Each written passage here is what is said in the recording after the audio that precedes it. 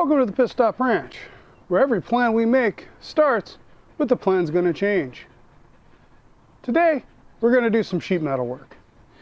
As you can see on Jimmy here, hiding behind the front fender was some unseen rot. Overall, the vehicle has very little rot. There's some right here and the very back bottom of the cab, as well as the floorboard and the driver's side footwell. In this particular repair section, we're going to have to make, it's two pieces pinch welded together. We're going to have to make the inside piece, but then we got this nice full-size outside piece that will also replace this damaged section here, caved in section here, from what appears like the door was forced open, probably by a car driving by while the driver opened, you know. So in one swoop, we'll be able to put this in and replace all of this damage on this side.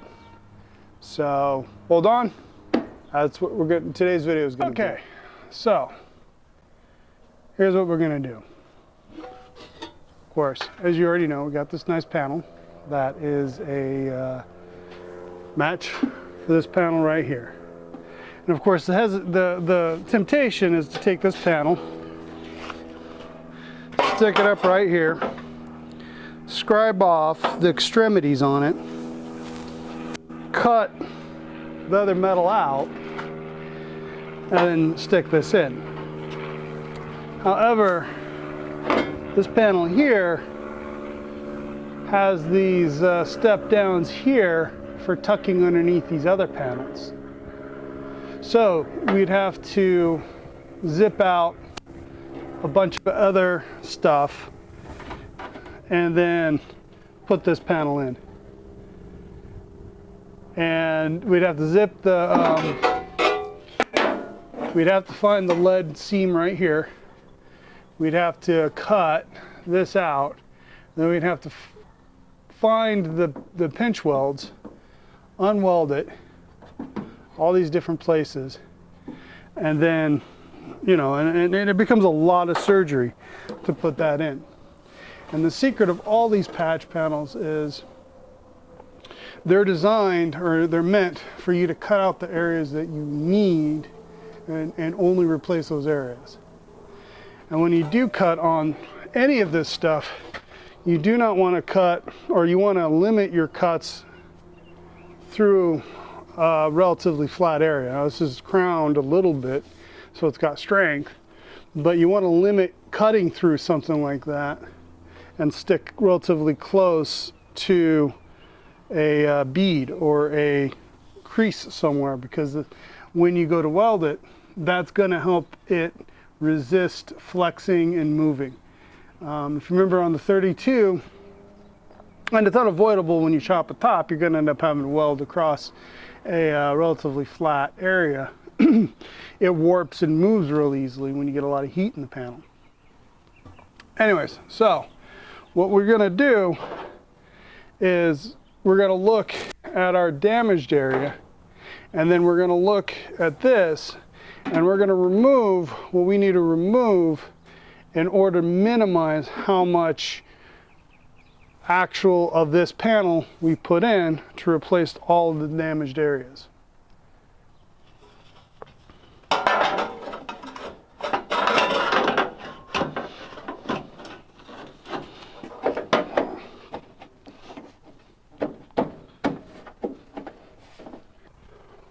My plan is to trim just along here,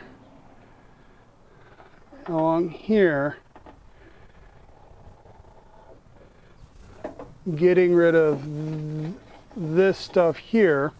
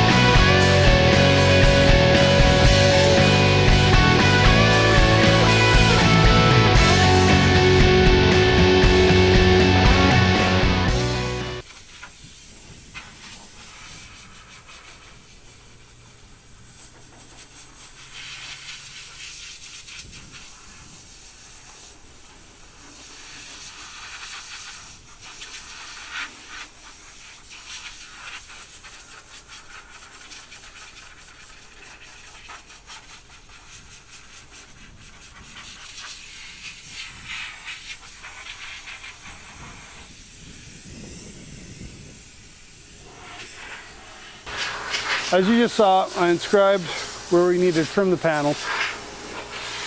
Trim out of this. Next step is to identify where the pinch welds are so that we can separate these two panels that are welded together. So we'll do that next. Now the easiest way I found to do this is to go over the area you're looking for with the flappy paddle, removing the paint, and then what you'll find are low areas which will indicate where a pinch seam is, pinch weld is.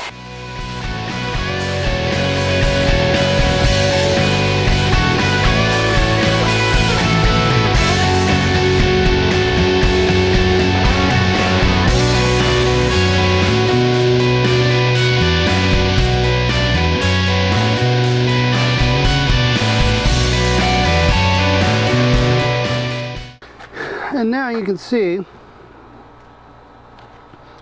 each one of these low spots corresponds to a pinch weld that needs to be drilled out so that we can separate this piece from the inner piece.